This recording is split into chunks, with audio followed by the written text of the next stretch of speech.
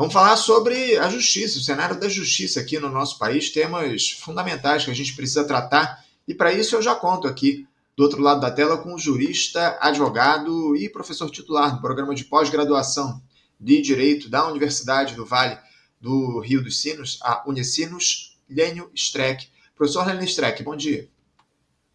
Opa, bom dia. Professor, quero agradecer muito sua presença aqui mais uma vez com a gente no Faixa Livre. Temos temas importantes aí para tratar com o senhor na edição de hoje. Eu queria começar por essa defesa do Jair Bolsonaro. Ontem, o Bolsonaro e os demais réus, naquele julgamento do núcleo crucial do golpismo lá no Supremo Tribunal Federal, eles entregaram as suas alegações finais. Bolsonaro, nesse documento enviado pela sua defesa, ele tenta, de uma forma ou de outra, desqualificar a delação do Mauro Cid como principal linha de defesa e alega que o ex-capitão, que ele não agiu, ele não teria agido para impedir a posse do presidente Lula no final do ano de 2022, que é justamente uma das alegações da Procuradoria-Geral da República nessa denúncia. A partir de agora, o julgamento já pode ser marcado. Esse era o último passo até que o julgamento, para que o julgamento fosse marcado lá pela primeira turma do Supremo Tribunal Federal. A expectativa lá na corte é de que essa análise, esse julgamento aconteça já no próximo mês, em setembro. Os advogados do Bolsonaro parece que eles, acima de tudo, trabalham, professor, numa tentativa de reduzir a pena do ex-capitão, porque a condenação é algo que, na avaliação de muitos, está dada. Dificilmente o Bolsonaro vai se livrar de uma condenação por conta das provas robustas que existem nesse processo, enfim, delações, depoimentos. Professor, eu queria primeiro deixar uma vontade para falar um pouco sobre essas alegações finais que foram apresentadas pela defesa do Jair Bolsonaro no dia de ontem. O senhor, como é que o senhor avalia essa estratégia da defesa do ex-capitão? É o que é possível para o momento? Não, é muito. Um médico não pode falar sobre o tratamento que os outros médicos estão dando para os seus pacientes, né? Então, essa é uma questão de opção, de estratégia de defesa. Então, os advogados muito competentes, né, contrataram também, parece que, pareceres de juristas importantes. Então, eles fizeram pedidos subsidiários, né? Isto é, também pedidos substitutivos. Eles querem absolver, mas se não absolver, reduzir a pena, que é normal. Digamos assim, quando você tem uma virose ou tem algo desse tipo, você tem vários remédios, né? Desde baixar simplesmente a temperatura, fazer o enfrentamento diretamente da infecção, do vírus. Então, em termos de estratégia, os advogados, ao que consta, né, eu não li a peça, mas 197 páginas, é uma, é uma defesa bem, digamos, bem extensa, porque deve ter abordado todos os caminhos possíveis e imagináveis, não é verdade? Então, vamos ver. A única coisa que eu posso dizer é que as alegações, e sobre isso, porque eu li as alegações finais da PGR, tá? E até escrevi sobre as alegações que são muito robustas, muito bem postas, assim como a denúncia. Na época eu também escrevi sobre a denúncia, porque conheço a denúncia. Aliás, nós fizemos um livro pela Contracorrente, não sei se você conhece, o livro da Contracorrente, que traz a denúncia toda e depois os comentários. Então, eu participo desse livro da Contracorrente com Antônio Pedro, aí do Rio, que é do IBCCRIM e outros, e li também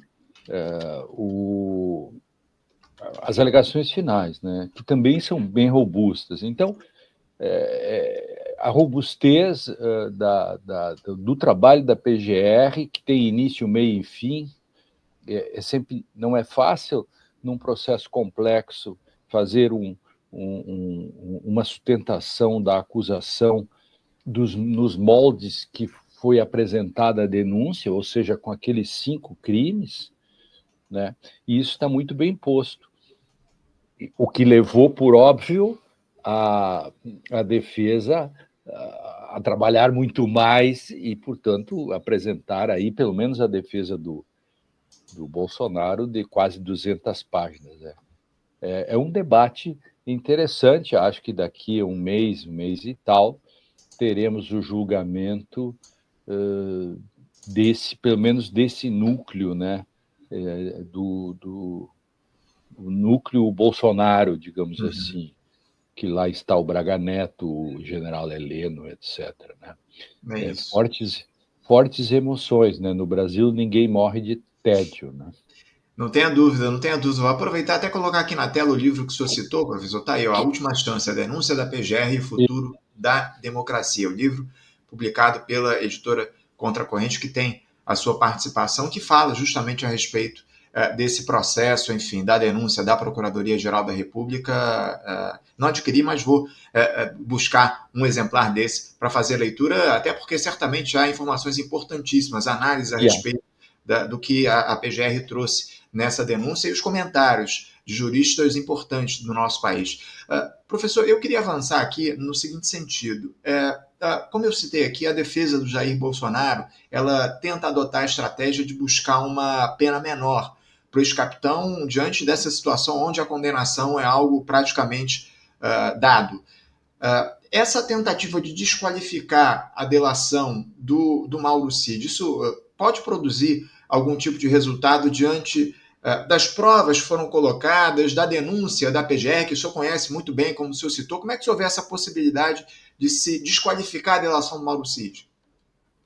A essa altura do campeonato, a essa altura do processo, se o Supremo aceitar, ou fosse aceitar uma desqualificação da denúncia, poderia ruir o processo. Várias vezes o Supremo tem dito, né, para quem acompanha o julgamento, de que a delação do Mauro Cid está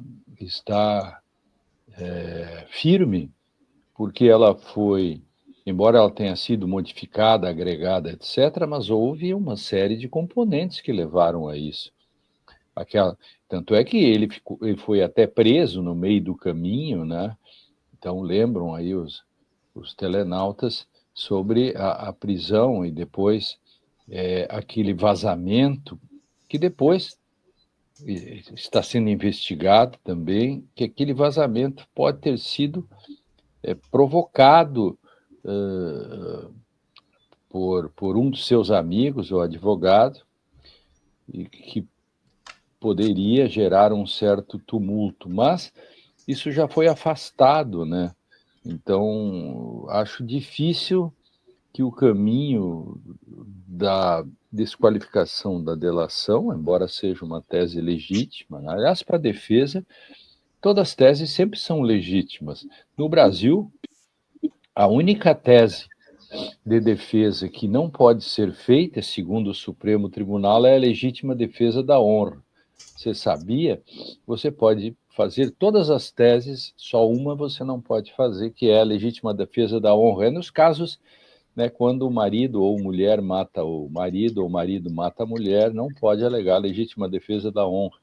É a única que não se pode alegar. Então, a defesa ela está livre para isso, né? O sistema judicial brasileiro é um sistema robusto, né? Veja que muita gente fala mal do sistema de justiça brasileiro, ou às vezes, né, fulano está preso. E o que dizer da Itália? Alguém ouviu falar como é que está o processo da deputada Carla Zambelli? Ela está solta? Não. É interessante. Por que ela continua presa? Veja, está sem tornozeleira, se dá conta? Então, está presa. Ela não ganhou tornozeleira, não ganhou prisão domiciliar. E as pessoas se queixam do sistema jurídico brasileiro. Dizem, o judiciário brasileiro é uma ditadura, Então, ninguém mais aguenta o Supremo Tribunal. As pessoas dizem isso. Se muda para outro país para ver como funciona, né? A prisão preventiva, quer saber? No Brasil, a prisão preventiva, ela vai 2, 3 meses, assim, dependendo das circunstâncias, sempre bem fundamentada. Tem países que têm preventiva de 2 anos para cima. Então, o sistema jurídico brasileiro, por causa daquilo que as pessoas da extrema-direita odeiam, que é a Constituição, é graças à nossa Constituição, que as pessoas dizem que traz direitos demais. Aliás, a Constituição é uma carta de direitos, não é de deveres. Graças à nossa Constituição, nós temos um sistema judiciário e um sistema de garantias processuais, e essas garantias, por exemplo, se vê na amplitude da defesa que o próprio Bolsonaro tem. Então, só para fechar o raciocínio, eu gosto muito de fazer comparações. Eu nem quero comparar com os Estados Unidos, porque aí, efetivamente, tem estados nos Estados Unidos que 3 furtos da prisão perpétua, sabia? É interessante como essas coisas funcionam, né? É isso, muito bem colocado. Professor, para avançar aqui no nosso papo, eu queria que o senhor falasse um pouco sobre como é que o senhor avalia a situação nesse momento do Jair Bolsonaro, porque para além, obviamente, dele estar nessa prisão domiciliar em relação àquele processo envolvendo o Eduardo Bolsonaro, aquela tentativa de atacar as instituições do nosso país, a soberania nacional, enfim, ele está sendo investigado nesse processo e por conta de uma determinação do ministro Alexandre de Moraes, ele, que foi referendado, obviamente, pelos demais magistrados, houve uma série de sanções, medidas cautelares e que, por conta do descumprimento dela, o Jair Bolsonaro agora cumpre prisão domiciliar decretada pelo ministro do Supremo. Ontem a gente teve aí o coronel Marcelo Câmara, que é o ex-assessor do Bolsonaro, afirmando durante a cariação com o Mauro Cid, lá no Supremo Tribunal Federal, que ele recebeu diretamente do ex-presidente um pedido de monitoramento de autoridades no final de dezembro de 2022, aquele processo ali relacionado ao golpismo. Ou seja, a situação do Jair Bolsonaro, ela, acima de tudo, só se complica. Para além, obviamente, da necessidade de se punir os crimes cometidos pelo ex-presidente, essa pena do ex-capitão, ela deve se dar ali perto do limite máximo de anos, em que parece que, se eu não estou enganado, os crimes pelos quais ele está sendo julgado dão mais de 20 anos de prisão, se eu não estou enganado, não é isso, professor? Não, a soma de todas dá muito mais, Uhum. mas, digamos, dentro de uma certa de uma jurisprudência ou de uma prática judiciária, né? Porque sempre, para as pessoas entenderem, a gente já sabe mais ou menos quanto serão a pena dos réus normalmente. Então, por exemplo, eu fui promotor e procurador durante quase 30 anos, então a gente já sabia quanto dá a pena de um furto, quanto dá a pena de um assalto. 5 anos e 4 meses. Se usou uma arma, aumenta. Então a gente sabe, 6 anos e 3 meses, 6 anos e 4 meses. Então a gente já vai sabendo, homicídio, a gente sabe cuja a pena, até mais ou menos quanto o júri vai dar. Nesse caso específico, levando em conta essa essa matemática do cotidiano, né, essa matemática consuetudinária, né, essa prática, nos meus cálculos, se ele for condenado pelos 5 crimes, a pena deve variar entre 22 e 26 anos, né, Uhum. pelos meus cálculos, mas não se sabe, né, como será feito, mas assim por uma certa prática, né, que se tem nos tribunais. É isso. O fato é que o Bolsonaro certamente deve pegar uma pena superior aos 20 anos de prisão É, nesse por processo aí de aí, julgamento sem dúvida. envolvendo o golpismo. Vamos ver qual vai ser a decisão lá dos ministros da primeira turma da Suprema Corte no nosso país. Professor, eu queria também tratar do senhor de um assunto que surgiu aí nos últimos dias, inclusive a partir de um texto aí produzido pelo Hélio Gaspari no jornal Folha de São Paulo, também no jornal o Globo, enfim, onde ele fala sobre a possibilidade de o ministro Luiz Fux, ministro do Supremo, que está na primeira turma, dele pedir vistas para esse processo no julgamento do Jair Bolsonaro por golpismo. A expectativa é de que, como eu citei aqui, esse julgamento já ocorra no próximo mês, em setembro. Encerramos as fases de alegações finais, enfim. No entanto, caso o Luiz Fux peça vistas, de fato, como o Hélio Gaspari levantou, essa análise do processo muito provavelmente deve ficar para 2026, porque o magistrado ele tem até 90 dias para analisar o processo em caso de um pedido de vista. Isso, obviamente, afetaria, inclusive, o calendário eleitoral do nosso país. É com isso que conta a defesa também do Jair Bolsonaro para tentar postergar essa análise, esse julgamento, o máximo de tempo possível. Vai lembrar que o Luiz Fux ele tem adotado ali algumas posições divergentes em relação ao restante da primeira turma nos casos envolvendo o Jair Bolsonaro. Eu queria saber se o senhor acredita nessa possibilidade do Fux pedir vistas no processo, nesse momento, um julgamento que é tão importante como esse, e quais os efeitos isso poderia produzir para a Suprema Corte e também para o país que espera a condenação do Jair Bolsonaro?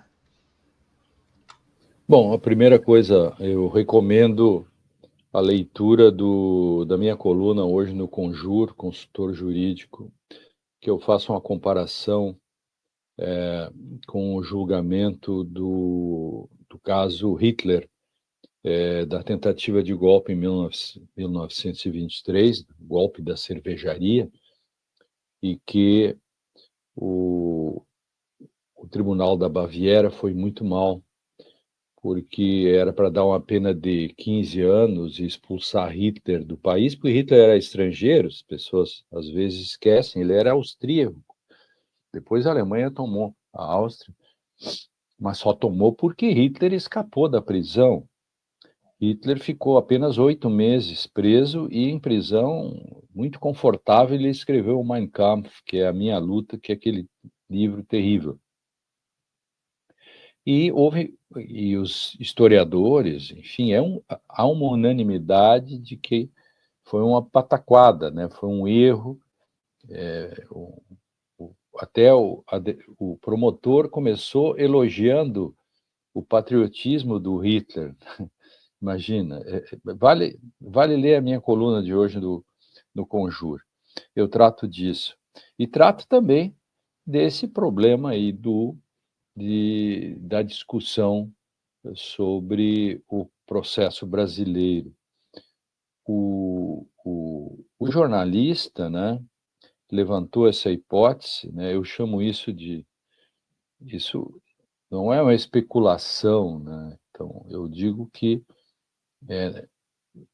não tem base, a menos que o ministro tenha dito para ele que outra fonte se teria de que o ministro do Supremo poderia pedir vista. Ora, o ministro diria isso para um jornalista? E se o ministro não disse, como que o jornalista especula com uma coisa assim tão séria? Isso para mim é problemático, na medida que se cria, digamos, uma certa profecia autorrealizável.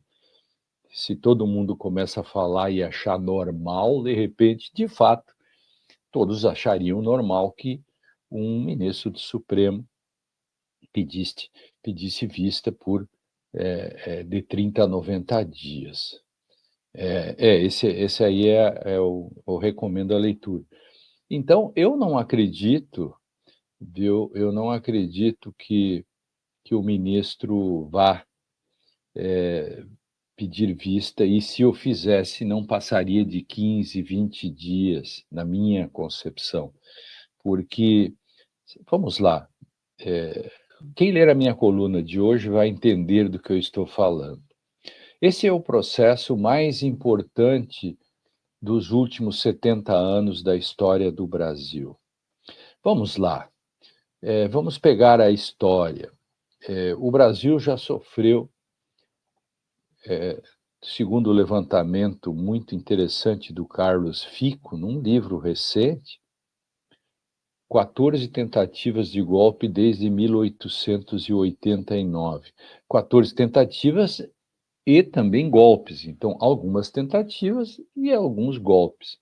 Algumas tentativas, fora esta agora, que provavelmente será punida, nós esperamos, muitas tentativas não foram punidas. E ao não serem punidas, elas criam expectativas de novos golpes. Então, o Brasil está diante de um processo da 14ª tentativa dentro dos golpes e tentativas de golpe, nós estamos no golpe número 14. A grande questão é, nós teremos o 15º? Bom, se nós não punirmos o 14º, provavelmente teremos o 15º e depois o 16º e etc. Nunca o Brasil puniu efetivamente uma tentativa de golpe. Esta será a primeira vez. Isso é muito importante porque mostra de como nós aprendemos ou não aprendemos com a história. Por isso que eu escrevi esse texto, trazendo de volta um grande erro histórico, que foi o caso da cervejaria, né? O Hugo Motta agora passa pelo mesmo problema. Os deputados fizeram aquela insurreição, aquele motim, e se ele não os punir, se o parlamento não os punir, vamos continuar com outros casos desse tipo. A punição é necessária, a modernidade mostrou que entre civilização e barbárie, ninguém escapa ileso. Você está no mundo e tem um ônus. O ônus é você cumprir a lei, não dizer o que quer, porque a liberdade não é absoluta. E uma questão fundamental: nenhuma democracia pode cometer suicídio, harakiri. Isto quer dizer, em nome da democracia, eu não posso acabar ou querer acabar com ela. Quando se pune tentativa de golpe de Estado, é porque não se pode punir o golpe. Porque se o golpe aconteceu, os que queriam punir serão punidos pelos golpistas. Logo, só se pode fazer um crime de tentativa de golpe de Estado. Quando a gente fez essa lei, eu participei da feitura, nós discutimos bastante essa questão da democracia, que não pode ser um oxímoro ou é autocontraditório. Eu não posso usar a própria democracia para destruí-la, eu não posso usar a liberdade de expressão para destruí-la. Portanto, em face dessa importância, desse caldo que se formou, eu tenho confiança de que o Supremo Tribunal adote o resultado que adotaram, a decisão que adotaram, mas não creio que um ministro vá atravancar o andamento do processo com pedido de vista a esta altura do campeonato. Posso estar equivocado, mas penso que o jornalista fez uma especulação, mas talvez destituída de base empírica, né? Entendo. Vamos aguardar aí para ver qual será a decisão do ministro Luiz Fux nesse processo. O senhor citou ainda há pouco o livro do professor Carlos Fico. A gente, inclusive, conversou com o Carlos Fico aqui a respeito do lançamento dessa obra que está aí na tela, Utopia Autoritária Brasileira. A gente lançou aqui uma entrevista com ele, sorteamos, inclusive, aqui entre os membros do nosso canal, um livro muito importante, justamente que traz aí um pouco dos processos de golpe que nós tivemos aí no nosso país ao longo da história. Perfeito, exatamente isso. Veja como as coisas fecham, né? Eu estou escrevendo, eu me lembrei do Carlos Fico e dessa importante obra, né? Tudo está entrelaçado. E também por isso o Supremo sabe que o Brasil está de olho, né? Não tenho dúvida. Não tenho dúvida. O Brasil está de olho nessa decisão que vai ser tomada pela primeira turma lá do Supremo Tribunal Federal. Professor, para a gente fechar aqui o nosso papo, eu não posso deixar de tratar com o senhor a respeito de uma outra situação que surgiu ao longo aí dos últimos dias. O senhor citou aquele motim, aquele sequestro dos bolsonaristas do plenário da Câmara e também do Senado Federal recentemente, aqui cerca de 10 dias atrás, muita repercussão a respeito disso. A gente tem tratado no nosso programa sobre esse processo. A oposição bolsonarista e o Centrão aproveitaram aí esse motim produzido para tentar construir um acordo pelo fim da ocupação que passasse pela discussão em plenário do fim do foro, por prerrogativa de função. Essa construção ela se deu como uma interlocução liderada pelo ex-presidente da Casa, o Arthur Lira, e o Hugo Mota deve pautar aí esse tema já na próxima semana. Ele não tratou disso, não trouxe isso à discussão lá na Câmara essa semana, mas, ao que tudo indica, na próxima isso deve ir a plenário lá para ser discutido. Embora o discurso oficial seja o de reduzir privilégios, há indícios de que essa iniciativa interessa especialmente a deputados e senadores mais fisiológicos, digamos assim, acossados por processos ligados ao chamado orçamento secreto e que vem nas instituições inferiores uma maior possibilidade de absolvição nesses processos. Ou seja, tentou-se ali construir um grande acordo no Congresso para tirar esses casos do Supremo Tribunal Federal.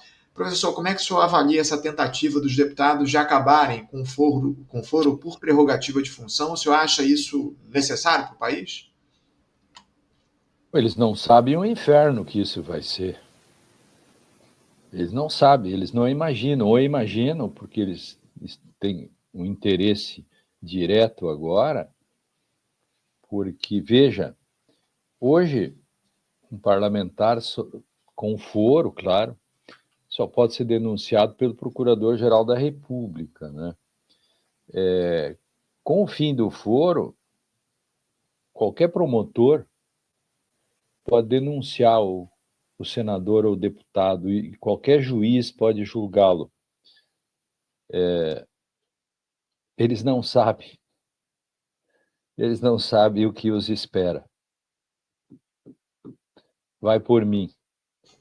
Eu acho que eles deviam ficar com o foro do Supremo Tribunal. Acho que, às vezes, alguma solução pode ser muito mais perniciosa, porque será que eles não sabem como funciona o sistema brasileiro?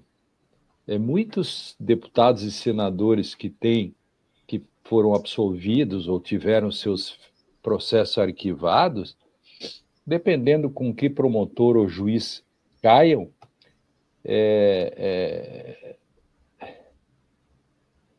esperemos. É isso, é uma tentativa aí meio que desesperada dessa Eu turma sou a de se favor, livrar. viu? Eu sou a favor do foro por prerrogativa de função exatamente para preservar não o deputado, mas preservar a instituição nesse sentido.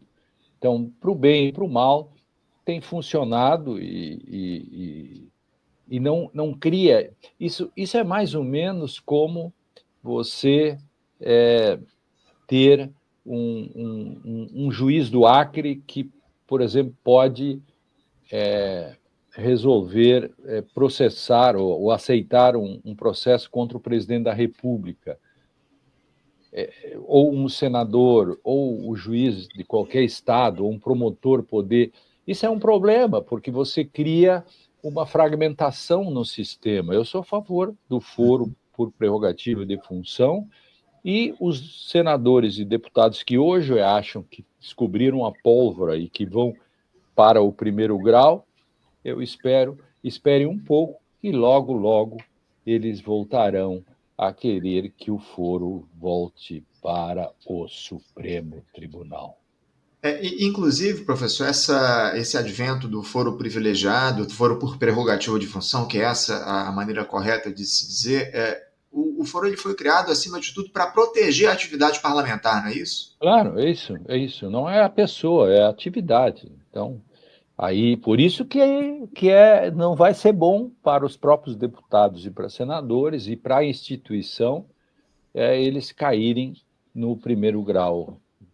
Não, eles verão como diz o conselheiro Acácio, né, do primo Basílio, na maior platitude da história, as consequências vêm sempre depois.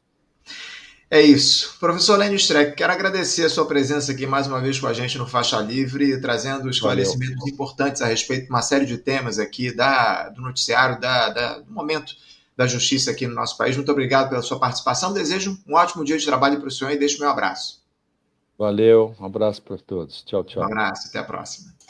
Conversamos aqui com o Lênio Streck. Lênio Streck, que é jurista, também advogado e professor titular no programa de pós-graduação em Direito na Universidade do Vale do Rio dos Sinos, a Unicinos.